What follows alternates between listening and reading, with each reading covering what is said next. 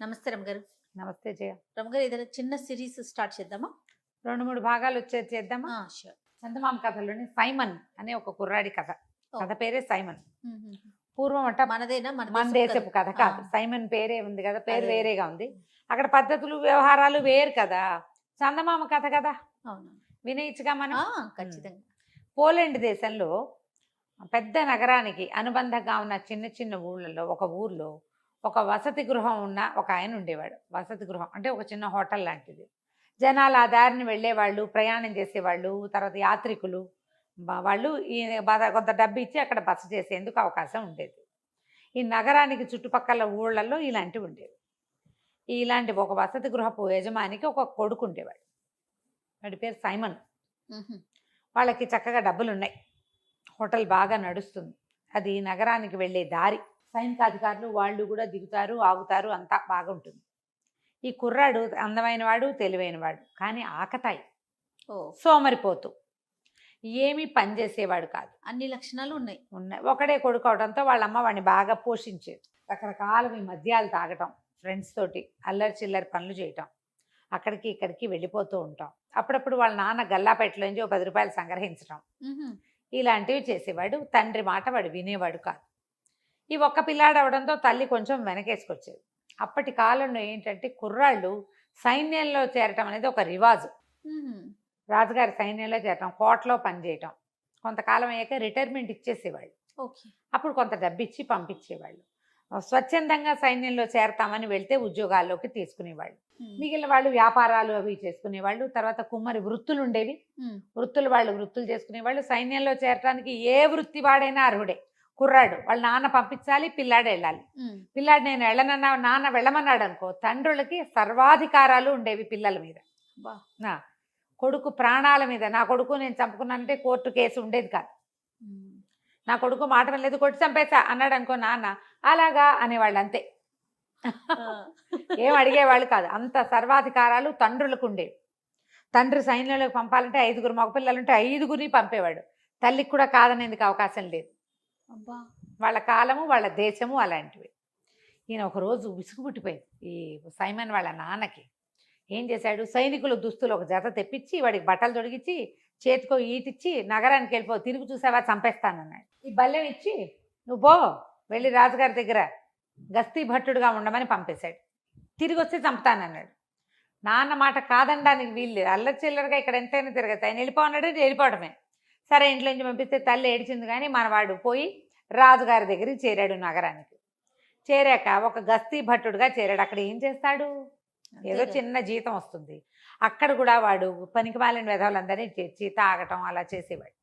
ఒక వృద్ధ భట్టుడి ఇంట్లో బస చేసేవాడు. బస చేసి ఏమన్నాడు, చిచ్చి నాకు ఈ ఊరేం బాగోలేదు, మా ఊరే చాలా హాయిగా ఉంది, తిన్నంత తిండి, రకరకాల సారాయిలు, హాయిగా ఫ్రెండ్స్తో గప్పాలు కొడుతూ తిరగచ్చు, ఈ ఊళ్ళో ఏమీ బాగోలేదు, డబ్బులు లేవు ఖర్చు పెట్టుకోవడానికి అని గోలు పెట్టేవాడు. ఆ భట్టుడు వాడికి ఈ కుర్రాడిని చూసి ఆయన సరదాకి ఆయన ఏమన్నాడంటే, ఒరే ఏముందిరా, ఓ పని చెయ్యి, మీ నాన్నకు ఒక ఉత్తరం రాయి, నాకు ఇక్కడ ఉద్యోగం బాగా కుదిరింది, నన్ను జమీదారుగా ప్రమోషన్ ఇచ్చారు, ఇక్కడ అందరికీ పార్టీ ఇవ్వాలి, డబ్బులు పంపించమను మీ నాన్నని అనగానే వీడికి మంచి ఐడియా తట్టింది. నాన్నకు ఉత్తరం రాశాడు. నాన్న నేను ఉద్యోగంలో చేరా 3 నెలలు అయింది కదా, 4 నెలల్లో జమీదారుగా నా బాధ్యతను గమనించి ఉద్యోగం ఇచ్చారు, ప్రమోషన్ వచ్చింది, ఇక్కడ చాలామంది స్నేహితులు అందరూ పార్టీ అడుగుతున్నారు, నా జీతం నాకే సరిపోతుంది అనగానే వాళ్ళ నాన్న సంతోషించి కొడుకు ప్రయోజకుడయ్యాడని డబ్బులు పంపాడు. ఆ డబ్బులతో వీడు ఒక వెలిగాడు కొన్నాళ్ళ వాక. తర్వాత ఏం చేశాడు, వాడికి ఐడియా తెలిసిందిగా, నేను సుబేదారుని అయ్యా నాన్న అని మళ్ళీ 6 నెలలకు ఉత్తరం రాశాడు. మళ్ళీ నాన్న డబ్బులు పంపించాడు. జమీదారు సుబేదారు అయిన తర్వాత సైనికాధికారి అవ్వాలి. సరే ఇంక ఏం చేయాలో ఆలోచించి ఏం చేశాడు, చివరికి డబ్బులు కావాలి వీడికి. వీడికి వాడి ఫ్రెండ్స్ అంతా పార్టీలు అడుగుతారు, బయటికి వెళ్ళాలి, ఎక్కడికైనా తినాలి, తాగాలి, ఆడేయాలి, అందుకని నేను సైనికాధికారిని అయ్యాను అని ఉత్తరం రాసేశాడు. వాళ్ళ నాన్న డబ్బులు పుచ్చుకున్నవాడు కూడా, మనవాడు ఇంత తరక్కీ చేస్తే, ఇన్ని ప్రమోషన్లు వస్తే మనం కంటితో చూడాలి కదా, వెళ్ళి పద వెళ్దామని పెళ్ళాన్ని బయలుదేరి బండి వేసుకుని బయలుదేరారు. వాళ్ళ ఊళ్ళోకి వచ్చిన రోజున ఒక పెద్ద సైనిక కవాతు జరుగుతోంది. సైనిక కవాతు అంటే ఇక ఆ సైనికులంతా ఇలా నడిచి వెళ్తున్నారనమాట. రాజుగారు వెళ్తుంటే రాజుగారి ముందు మొత్తం సైన్యం అంతా, ఇప్పుడు మనకు కూడా ఉన్నాయిగా సైనిక కవాతు, సైనిక వందనాలు, ఇవేవో జరుగుతాయి. ఇవన్నీ పాత పద్ధతులే కదా ఈ రమ్మగారు. బ్రిటిష్ పేర్లు మార్పు అంతే. అంటే అవన్నీ ఇంగ్లీష్వి. ఎస్ మీరు ఒక్కొక్కటి కొన్ని కొన్ని విషయాలు చెప్తుంటే ఇప్పుడు మనం ఫాలో అవుతుంటాం, కానీ అవన్నీ ఒకప్పుడు ఉన్నవే కదా. బ్రిటిష్ కల్చర్ అది. సైనిక వందనాలు అవన్నీ వాళ్ళవే. అయితే ఈ వెళ్తూ ఉంటే వీళ్ళు అక్కడ నిలబడి అదంతా చూసారు. అమ్మా నాన్న బండి దిగి కొడుకు కనిపించల వెతుకుతున్నారు. సైనికాధికారులు అంటే ప్రత్యేకమైన దుస్తులు అంటే వాళ్ళకి తెలిసి ఇప్పుడు డెసిగ్నేషన్ కానిస్టేబుల్కి ఎస్ఐకి సిఐకి మనకి డిఫరెన్స్ తెలుస్తాయి. ఐజీ బట్టలు అవి వేరుగా అవును, ఉంటాయి. అవును. యూనిఫామ్స్ తెలుసు వీళ్ళకి. సైనికాధికారులు చాలా మంది కనబడతారు, అందులో సైమన్ లేడు. ఆయన ఏం చేశాడు, అక్కడ నుంచున్న భట్టుడిని ఎవరినో, అబ్బాయి సైనికాధికారి సైమన్ కనపడ్డేమిటో అని అడిగాడు. సైమనా, ఆ పేరుతో అధికారులు ఎవరు లేరండి చెప్పేశారు. అన్నాడు. అనేసరికి ఉన్నారోయ్, సైమన్ సైనికాధికారి అయ్యాడు 10 రోజులు 20 రోజుల క్రితమే, ఉత్తరం కూడా వచ్చింది మాకు అన్నాడు. అనేసరికి లేడండి, ఆ పేరుతో గస్తీ భట్టుడు ఒకడు ఉండాలి, ఫలానా ఊరు నుంచి వచ్చిన వాడు అని చెప్పేసి. ఈయనకు అర్థమైపోయింది, హాతేరి ఇంత అబద్ధం చెప్తాడా, ఇంత పరువు తీస్తాడా అని చెప్పి వాడు ఎక్కడ బస చేశాడో అక్కడికి పరిగెత్తాడు. పరిగెత్తి కొడుకు చెండా లెక్క తీశాడు, పట్టుకున్నాడు. చిత్రవధ చేస్తాను నిన్ను, నీ వల్ల నేను ఊళ్ళో అందరి ముందు పరువు పోగొట్టుకుంటా. ఇప్పుడు నిన్ను తీసుకెళ్తే నువ్వు గస్తీ పట్టాడు, నువ్వు జమీదారు అయ్యావు, సుబేదారు అయ్యావు, సైనికాధికారి అయ్యావు అని నేను వచ్చిన వాళ్ళందరికీ చెప్పుకుంటుంటే సైనికాధికారిగా చచ్చిపోయాడని చెప్తా అని చెప్పేసి కొడుకుని పట్టేసుకున్నాడు. తల్లి బతిమలాడింది, కొట్టండి, శిక్షించండి, చంపద్దు అని. ఆయన ఒప్పుకోలే. నువ్వు పెళ్ళానివి, నోరు మూసు పడుండు, తండ్రి నేను, వీడిని చంపే హక్కు ఉంది నాకు అని చెప్పి వాడిని కాళ్ళు చేతులు కట్టేసి బండిలో వెనకాల పడేసుకుని మొగుడు పెళ్ళాం బండి ఎక్కారు. ఎక్కేసరికి వృద్ధ భట్టుడు వీడికి పిచ్చి సలహా ఇచ్చి దొంగ మాటలతో డబ్బులు తెప్పించుకునే ఉపాయం చెప్పాడు కదా. ఇదంతా ఇలా తన వల్లే జరిగింది, వీడు డబ్బు కోసం ఇంత పని చేశాడని పాపం వాడిని ఎలాగైనా తప్పించాలని ఆ బండి వెనకాల ఇంకో బండి వేసుకెళ్ళి వాళ్ళు ఎక్కడో ఆగితే నిదానంగా బండిలో ప్రవేశించి పడు కట్లు కోసేసి తప్పించి ఒరే నాయన నువ్వు ఇంటికి వెళ్ళామంటే మీ నాన్న చంపేస్తాడు, మరి మీ నాన్నకే హక్కు, రాజు కూడా నీ మీద హక్కేం లేదు, ప్రజల మీద తండ్రుల హక్కులే ఉంటాయి, పారిపో నువ్వు ఎక్కడికైనా, నీ బతుకు జీవుడాన్ని బతకమన్నాడు. వీడికి కూడా ఫ్రీడమ్ వచ్చేసింది. నాన్న చెప్పాడని సిటీకి వచ్చాడు, సిటీ నుంచి తండ్రికి ఉత్తరం రాసి తీరాలి. ఇప్పుడు ఎక్కడికో పారిపోతే ఎవరికి ఉత్తరం జవాబుదారీ? హాయిగా బాగుందని ఫ్రీడమ్ దొరికేసిందని బయటికి వెళ్ళిపోయాడు.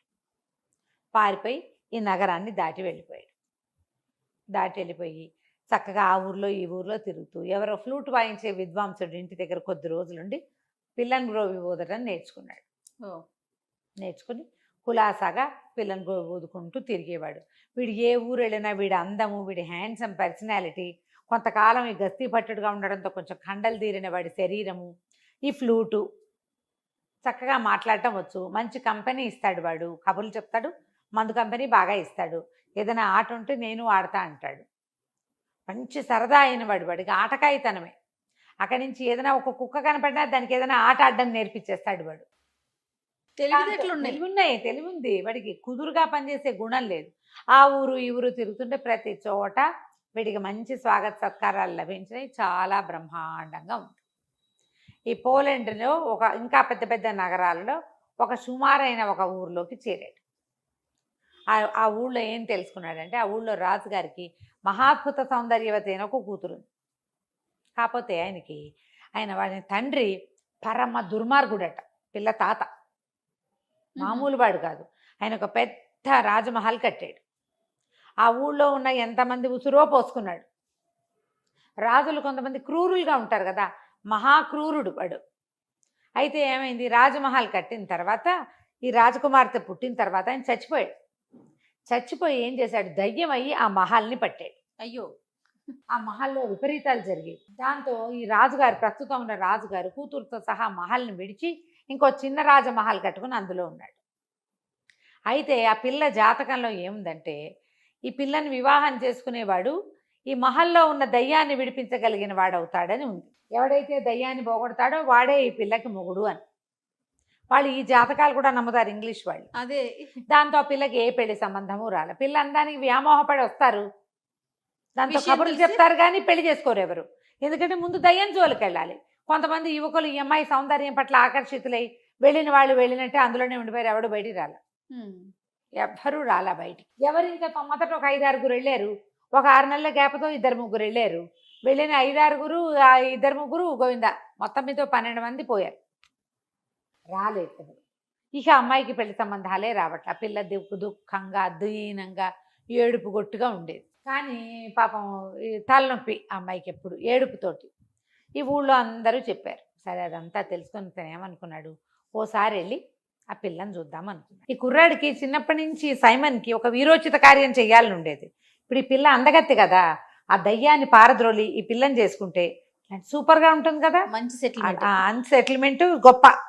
అందుకని వాడేం చేశాడు, ఈ రాజుగారి భవనానికి ముందున్న ఒక పార్క్కి బయట బెంచీలు ఉంటాయి, వాకర్స్ పార్క్ ఒకటి ఉంది, అక్కడ కూర్చుని ఫ్లూట్ వాయించడం మొదలుపెట్టాడు పొద్దున్నే. ఆ అమ్మాయి రాత్రంతా ఏడ్చి రాకుమార్తె తెల్లవారుజామున ఎప్పుడో పడుకుంది. రాత్రి తల పట్టేయదు. తెల్లారేసరికి అటా నిద్రమోహంతో లేస్తే చక్కటి భూపాల రాగం లాంటి ఒక మంచి మార్నింగ్ గ్లోరీ వినిపిస్తుంది అనమాట. మన వాళ్ళు భూపాల రాగాలు వాయిస్తారు పొద్దున్నే, మార్నింగ్ గ్లోరీ వాయిస్తున్నాడు వాడు. ఆ ట్యూన్కి అమ్మాయి చాలా రిలాక్స్ అయిపోయింది. ఎంత బాగుంది సంగీతం, ఎంతో బాగుందని గబగబా తండ్రి దగ్గరికి వెళ్ళి, నాన్న ఎవరో ఫ్లూట్ వాయిస్తున్నారు, మన భవనంలో కాదు బయట ఎక్కడో, వాడెవడో పిలిపించినాడు, నా తలనొప్పి తగ్గిపోయింది నాన్న పొద్దున్నే అనగా ఆయన సంతోషించాడు. పిల్ల పాపం పొద్దున్నే ఫ్రెష్గా లేచి తలనొప్పి లేదు తగ్గిపోయింది అనేసరికల్లా ఆయన ఆనందంతో గబగబా వరే ఎవర్రా వాడెవరినో పిలుచుకురంటారు అన్నాడు. పిలుచుకొచ్చేసరికల్లా ఆ అబ్బాయి లోపలికి వచ్చాడు. ఏది బాబు ఇందాక వాయిస్తున్నావు మళ్ళీ వాయించంటే ఫ్లూట్ వాయించాడు. ఆ అమ్మాయి నాన్న ఎంత బాగుందో, మన దగ్గరే ఉంచుకుందా నాన్న, రోజు వింటాను, తలనొప్పి తగ్గిపోతుంది అని అనేసరికల్లా రాజుగారు అడిగాడు, బాబు మా దగ్గర ఉంటావా రాజభవనంలో, మా అమ్మాయికి అసలే తలనొప్పి అనేసరికల్లా తప్పకుండా నేను అలాంటి ఉద్దేశంతో వచ్చాను అన్నాడు. అనేసరికల్లా యువరాణికి ఎందుకండి తలనొప్పి అని అడిగాడు. ఏం చెప్పాను నాయన మా కష్టాలు అని మా నాన్నగారు అనగా, నేను విన్నానండి అదంతా, ఇంత చక్కగా ఉన్న రాకుమార్తెకి ఈ కష్టమేమిటి, అదే కదా, మీరు ఇంత అద్భుతమైన వ్యక్తి, మీలాంటి వాళ్ళకి రావాల్సిన కష్టం కాదు, ఆ దయ్యాన్ని వదలగొట్టి ఈ అమ్మాయిని నేను పెళ్లి చేసుకుంటానండి అన్నాడు. అనేసరికల్లా పిల్ల కొంచెం సంతోషం వచ్చింది కానీ భయం వేసింది. ఇప్పటికి 12 మంది పోయారు, ఫ్లూట్ వాయించేవాడిని చెడగొట్టుకుంటే ఎట్లా అని కొంచెం బెంగపెట్టుకుంది. కానీ తండ్రికి కళ్ళు ఆర్పింది వద్దని, ఫ్లూట్ అయినా ఉంటుంది కదా అని. ఆయనేమో వద్దునైనా చక్కగా అందంగా ఉన్న ఒక కుర్రవాడివి, మా నాన్నగారు అసలు సహజంగానే దుర్మార్గుడు, దయ్యమయ్యాక ఇంకా క్రూరుడైపోయాడు, 12 మంది పొట్టలు పెట్టుకున్నాడు, నువ్వు లక్షణంగా ఉన్నావు, ఏ తల్లికి నాకు బిడ్డవో, వండునైనా వద్దునైనా అంటే, కాదండి మీకేం భయం లేదు నేను చూస్తా కదా అని చెప్పి ఒప్పించాడు. నేను చిన్నప్పుడు చాలా చేశా ఇలాంటివి అన్నాడు. ఆయన మాత్రం ఏం చేస్తాడు, ఎవరో ఒకళ్ళు పిల్ల పెళ్ళి అవుతుందని ఆశ, అంతేగా తండ్రిగా. సరే అక్కడి నుంచి ఏం చేశారు, మర్నాడు బండెక్కిచ్చారు. ఆ పూట సాయంకాలం అట్లా బండెక్కిచ్చి పంపించారు. రాజభవనం పైన ఇట్లా కొండ మీద ఎత్తుగా ఉంది, వీళ్ళు కింద ఇల్లు కట్టుకున్నారు, పెద్ద ఇల్లు. బండివాడి తీసిపోయి దింపాడు. వాడు మంచి హుషారుగా వెళ్ళి తాళం తీసుకొని లోపలిపై కూర్చున్నాడు. చీకటి పడేసరి కల్లా ఆ లోపలంతా దుమ్ము, పెద్ద మందిరం, అన్ని పరదాలు, పెద్ద పెద్ద చిత్తరువులు, బంగారంతో చేసిన కొన్ని విగ్రహాలు, దీపపు కుందులు, క్యాండిల్స్ అన్నమాట, క్యాండిల్ స్టాండ్స్, అద్దాలు, ఎంత బాగుందో కళాత్మకంగా. అంతా దుమ్ము. వీడేం చేశాడు, జేబురుమాలతో ఓ చోట దుమ్ము దులుపుకొని ఒక కుర్చీలో కాలు మీద కాలేసి కూర్చుని, అక్కడ ఒక పక్కన లైబ్రరీ కూడా ఉంది, పోయి ఓ పుస్తకం తెచ్చుకున్నాడు. దాని మీద కూర్చొని పుస్తకం చదువుకోవటం మొదలుపెట్టాడు. చీకటి పడేసరికి లోపలికి ఒక నల్లటి వికృతాకారం ఒకటి వచ్చింది, పొడుగ్గా ఉంది, పెద్ద బవిరిగడ్డం, కళ్ళు మాత్రం జ్యోతుల్లాగా ఉన్నాయి, ఎంత నలుపో, కారు నలుపు. ఓ లోపలికి వస్తూనే వీడిని చూసి, ఎవడరా నువ్వు, అసలు నా పేరు చెప్తేనే జనాలు హడిలిపోతారు, నా ఇంట్లోకి వచ్చి నేను కూర్చునే కుర్చీలో కూర్చున్నావు అంటే, వీడేమన్నాడు, ఏముందండి పెద్ద ఖాళీగా ఉంది ఇల్లు, ఎక్కడ కూర్చుంటే ఏమిటి, ఎక్కడ కూర్చున్నా ఒకటే, పైగా మీ గురించి చాలా విన్నాను, అదేమిటో చూద్దామని వచ్చాను, మీరు ఇదివరకు ఏమన్నా వికృతాకారంగా ఉండేవారేమో, ఇప్పుడు మీకు అంత లేదన్నాడు. మామూలుగానే ఉన్నారు, మిమ్మల్ని చూసి గుండెట్టా పగులుతుంది ఎవరికైనా, ఏముంది మీలో ప్రత్యేకంగా, కళ్ళు మొహం అన్నీ ఉన్నాయి, మనుషులకు ఉన్నట్టే, కాస్త కళ్ళు కాస్త పెద్దవి కాస్త మెరుస్తున్నాయి అంతే కదా, మీకు అంత లేదండి, నాకేం భయం గీయం ఏమీ లేదు, ఇలాంటి వాళ్ళని చాలామందిని చూశానంటే ఆయన తెల్లబోయి సరేరా ఈ మండపం అంతా మందిరం అంతా చూపిస్తాను, ఈ తాళాలు గుర్తు పుచ్చుకో అన్నాడు. ఆనంగానే వీడికి ఏమనిపించింది, చచ్చినా దాని చేతికి చెయ్యని తెచ్చకూడదు. ఓహో, ఏమన్నాడు, నేను ఎందుకు చేస్తా, ఈ ఇల్లు చూడడానికి వచ్చాను కానీ మీ వస్తువులు మీ పని చేయడానికి నేను ఏమైనా పని మాడినట్టండి మీకు, అలాంటివి ఏం కుదరవు, ఏమన్నా చూపిస్తానంటే చూపించండి, మీ తాళాలు మీరే మోసుకోండి, మీరే తీసుకోండి, నాకు అక్కర్లేదు.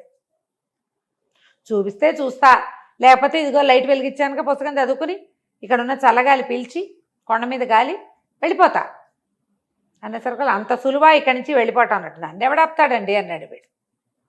నన్ను ఎవడాపుతాడు, నన్ను ఎవరు ఆపేది ఏం లేదంటే సరే నీ గదిలో నేను చూపిస్తాను రా అన్నాడు. ఒక్కో గది వెళ్ళి తాళం తీయటం మొదలుపెట్టాడు. ఈ ఒక్కొక్క గదిలోకి ఆయన వెళ్తుంటే ఆ నల్లటి నలుపు విరిగి కొంచెం తెల్లబడ్డం మొదలుపెట్టింది బాడీ పైనుంచి ఆయనకి. ఎన్ని గదులో ఒక్కో గదిలోకి వెళ్తుంటే కొంచెం కొంచెం కొంచెం కొంచెం ఇంచి చొప్పున మొత్తం తెల్లబడిపోతాం. గడ్డం కూడా తెలిపి వచ్చేసింది. బెడ బాడీ అంతా తెల్లబడిపోయింది. అదేంటంటే ఒక గాలిలాగా కదులుతున్న ఆకారం నల్లగా ఉంది, ఇప్పుడు తెల్లబడి అక్కడి నుంచి ఆఖరి గదిలోకి తీసుకుపోయాడు. ఇది ఆఖరి గది, దీని తాళం తీయ అన్నాడు. అనగానే తాళం తీసుకోకూడదు అనిపించింది కుర్రాడికి. నేను ఎందుకు తీస్తాను, ఇన్ని తాళాలు తీసిన వాళ్ళు అది తీయలేరా, అది కూడా తీయండి మీరే అని అన్నాడు. ఆఖరి తాళం తీస్తే అందులో నుంచి దుర్వాసన వచ్చింది. 12 శవాలు ఉన్నాయి లోపల. ఓహోహో. ఈయన పూర్తిగా తెల్లగా అయిపోయాడు. ఆయన ఇక్కడి నుంచి ఏం చేశాడు, గొడ్డలు తీసుకొచ్చాడు. నాయనా నువ్వు ధైర్యశాలివి, ఎవడో ఒకడు నాకు ఇక్కడి నుంచి విముక్తి ఇవ్వాలి. ఈ గొడ్డలు తీసుకో, నా మెడ కొట్టేసి ఒక దెబ్బ నన్ను కొట్టేయాలి. నన్ను కొట్టలేక నన్ను చూసి భయపడి నాకు ఆ వికృతాకారాన్ని తెచ్చారు వీళ్ళంతా. ఒక్క దెబ్బ కొట్టావా నేను వెళ్ళిపోతా, నా దారిని నేను.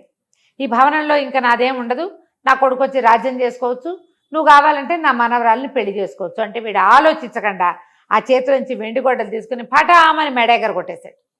ఎప్పుడైతే ఈ మెడ ఎగిరిపోయిందో ఆ శరీరాన్నిలోంచి ఒక చిన్న పిచ్చిక బయటకు వచ్చి తుర్రుమంటే ఎగిరిపోయింది. ఎగిరిపోయేసరికల్లా వీడు ఏం చేశాడు, ఆ గొడ్డలు అక్కడ వారేసి ఆ వాసన వస్తున్న తలుపు మూసేసి ఆ తాళాలు తీసాడుగా, ఆ తాళాలు గుర్తు చేత్తపుచ్చుకుని వచ్చి హాల్లో పడుకున్నాడు. అర్ధరాత్రి ఎక్కడికి వెళ్తాడు, తెల్లవారి బండివాడు వచ్చేసరికల్లా అన్ని తలుపులు తీసున్నాయి. కుర్రాడు బయటకు వచ్చాడు. రాజుగారు కూడా పరిగెత్తుకొచ్చాడు, ఏమైనా అయిపోయాడేమో వీడుని. ఆయన ఆశ్చర్యపోయాడు, ఓరిని నువ్వు భలేవాడివిరా అని. అక్కడి నుంచి తీసుకెళ్లారు. ఆ అమ్మాయితో పెళ్ళి అన్నారు, సంతోషంగా ఉన్నారు కొద్ది రోజులు. పెళ్ళి అయిపోయింది. పెళ్లి కాల, కొన్నాళ్ళు విందులు వినోదాల్లో కాలక్షేపం చేశారు. ఈ బిల్డింగ్ అంతా క్లీన్ చేయడం, శుభ్రం చేయడం అవన్నీ ఉన్నాయి కదా, ప్రీ వెడ్డింగ్లో ఉన్నారు.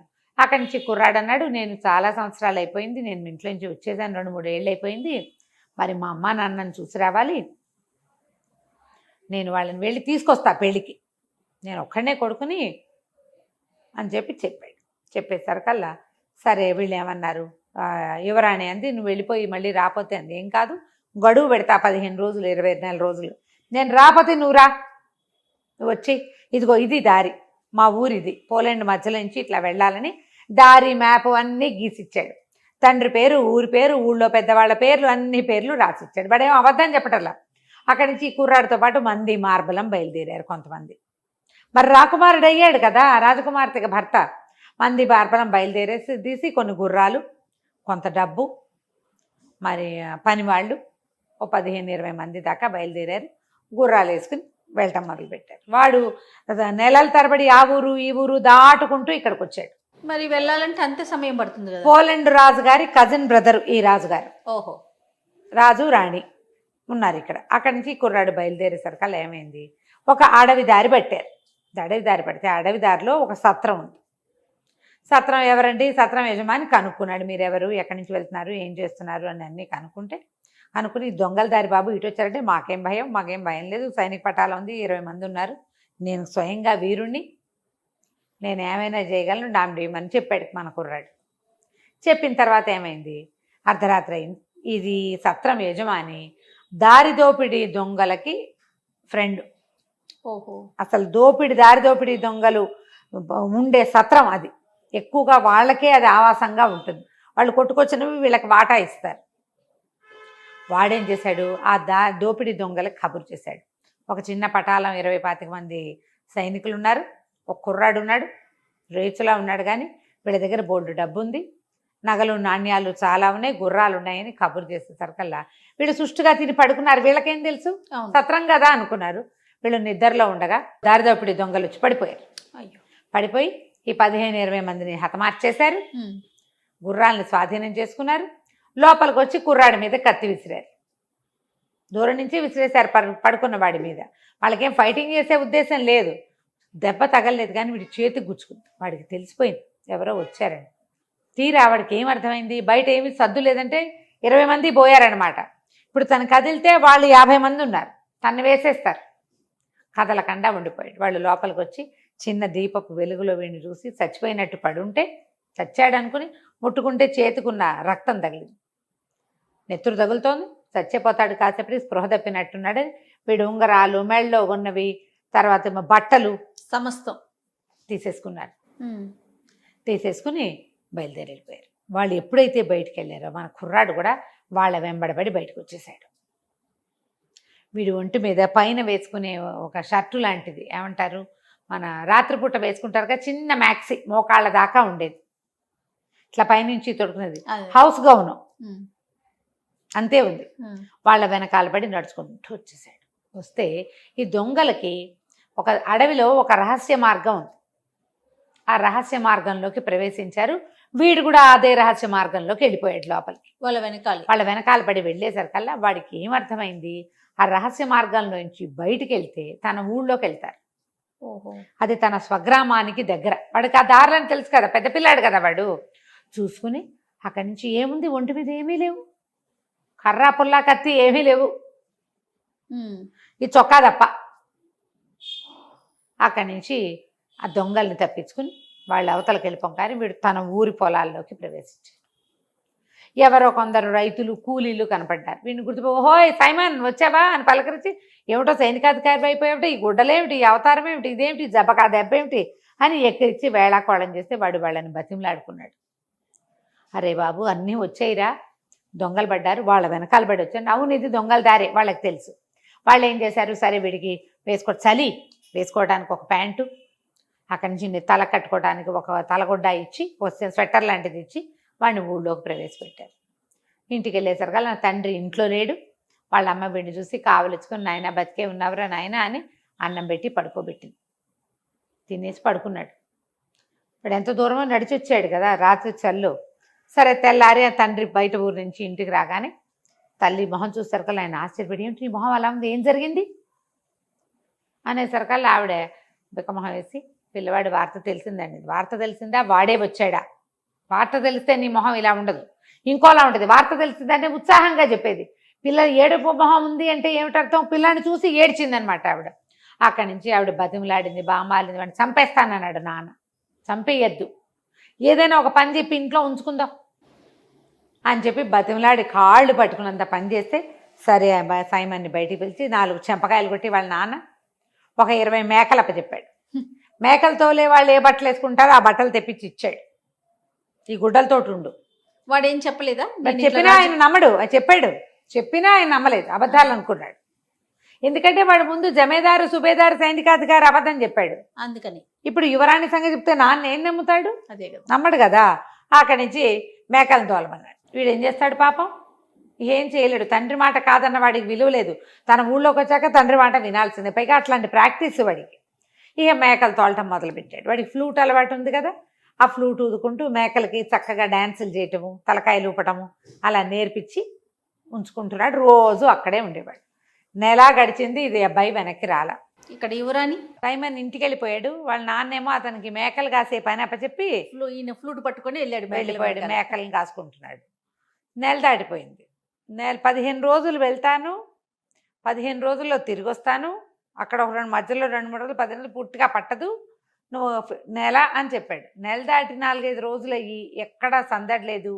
ఊరు చివరి నుంచి ఏదైనా మనుషులు వస్తున్న సౌండ్ వస్తే కబురు వస్తుంది. అవునవును. ఏమీ రాపోయేసరికల్లా రాకుమారుతుంది, నాన్న ఎట్లాగో అడ్రస్ చెప్పాడు, అక్కడ ఏం సమస్య అయిందో, వాళ్ళ అమ్మకో నాన్నకో బాగులేదో ఏంటోనే వెళ్తానని. రాజుగారు కూతురు ప్రేమికుడు. ఏముంది, సైన్యం ఉంటుంది, అమ్మాయి వెళ్ళొస్తుంది, అత్తారిల్లు చూసి వస్తుంది. వాడంతటా వాడు దయ్యాన్ని పారద్రోలి రాకుమార్తెగా మొగుడయ్యే అర్హత సంపాదించుకున్న వాడి కోసం ఆ మాత్రం చెయ్యొచ్చు కదా అని నాన్న కూతుర్ని ఒక పటాలం ఇచ్చి పంపించాడు. సైన్యము దాసదాసి గణంతో రాకుమార్తె తన తాలూకు ఒరిజినల్ అటైర్ తోటి తన చక్కగా అలంకరించుకుని బయలుదేరి ఒక 4 రోజులు 3 రోజుల్లో ప్రయాణం చేసి అడవిలోకి చేరారు. కొంత ప్రయాణం చేసి అడవి మధ్యలోకి వచ్చారు. వీళ్ళు ఇంతకుముందు సైమన్ని ఎక్కడైతే విడిది చేశాడో తన 20-25 మందితోటి అక్కడికి వచ్చారు. వచ్చేసరికల్లా అంతకుముందు వచ్చిన వాళ్ళు 25 మంది అయితే వీళ్ళు ఇంచుమించుగా 50 మంది. ఒక 7-8 మంది దాసీలు అమ్మాయికి. అమ్మాయి చూస్తే కుర్రాడు మగపిల్లాడు ఏం పెట్టుకుంటాడు, ఏదో గొలుసేసుకుని 4 ఉంగరాలు పెట్టుకుని కొంచెం టపటపలాడే బట్టలు వేసుకుంటాడు. అమ్మడికి పైనుంచి కింద దాకా అంతా అలంకారమే. రాకుమార్తె దానికి తోడు. ఆ సత్రం యజమానికి పిచ్చ సరదా వచ్చేసింది. అయ్యో బాబోయ్ ఎన్ని నగలు! ఆ పని వాళ్ళు కూడా నగలు పెట్టుకున్నారు. వాళ్ళు దుంపదేగా సైనిక పటాలం. అంతకుముందు వచ్చిన వాళ్ళు ఊరికే సహాయానికి వచ్చిన సైనికులు, వీళ్ళు రాకుమార్తె వెనకాలండే మంది మార్బలం, వీళ్ళంతా గ్రాండ్ పార్టీ. వీడు కాస్త ఆ దొంగలకి, దారి దోపిడీ దొంగలకి కబురు చేసాయి. కబురు చేస్తే ఏమైంది, సాబురు వెళ్ళింది. సాయంకాలం అయ్యేసరికల్లా రాకుమార్తె ఏం చేసింది, ఆ సత్రం యజమాని భార్యని దా మాతో పాటు కూర్చో, మాతో పాటు టీ తీసుకుంది. కానీ చాలా ఆదరంగా పిలిచింది.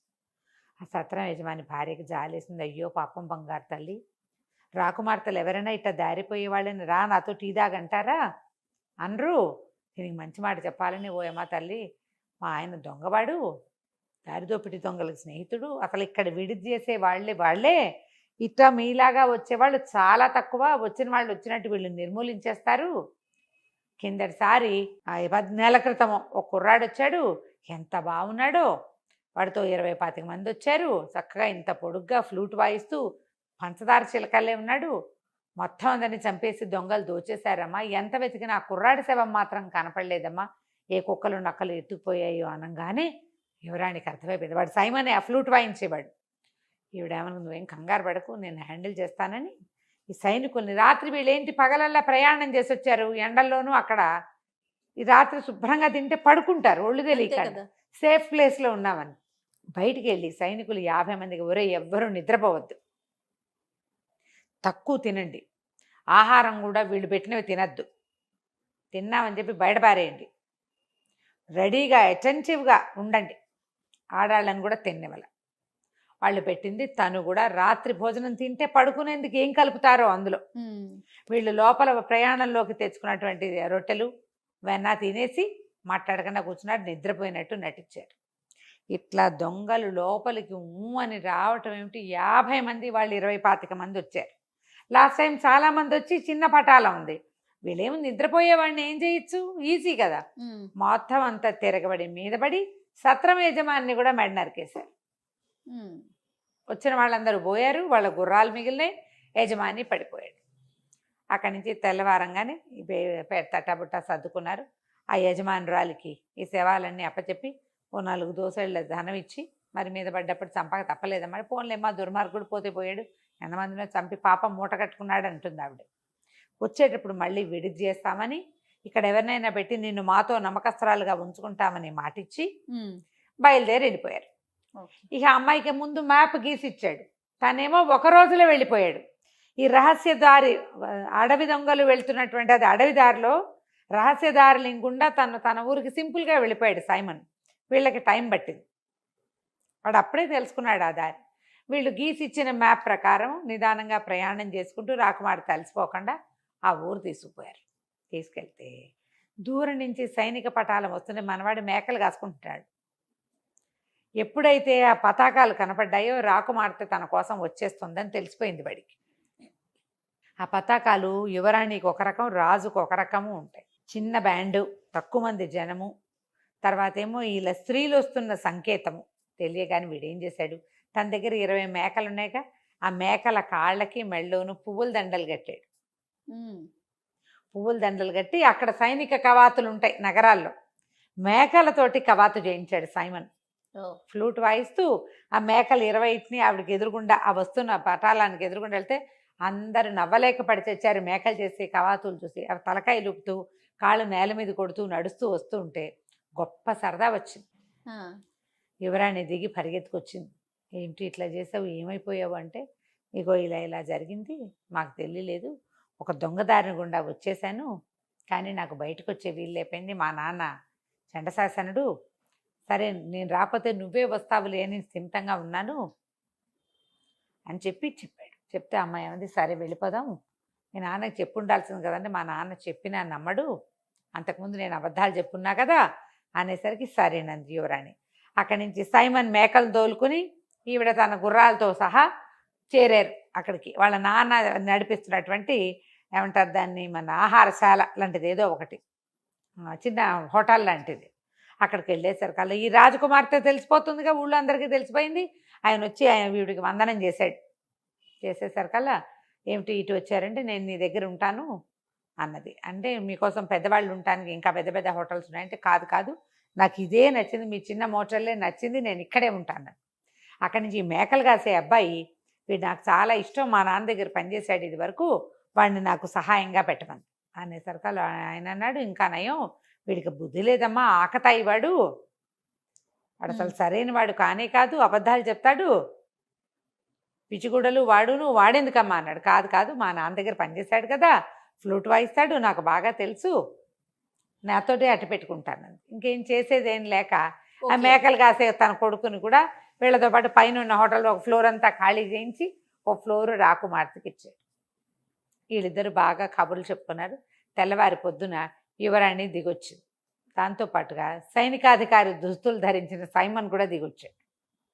వీళ్ళ నాన్న గుర్తుపట్టలేదు వాడిని. గుర్తుపట్టక ఆవిడకో వందనం ఈయనకో వందనం చేశాడు. ఆ అమ్మాయి పక్కపక్క నవ్వుతూ, ఏంటండి మీ అబ్బాయిని గుర్తుపట్టరా మీరు అని అనేసరికల్లా ఆయన నిర్ఘాంతపోయి చూసి, ఎందుకు గుర్తుపట్టినమ్మా, ఈయన కొంచెం మా అబ్బాయిలాగా ఉన్నాడు కానీ మా అబ్బాయి ఎప్పటికీ సైనికాధికారి కాలేడండి అన్నాడు. అనేసరికల్లా వాడు, నాన్న నేనే నాన్న అన్నాడు. ఆయన ఆశ్చర్యపోయాడు.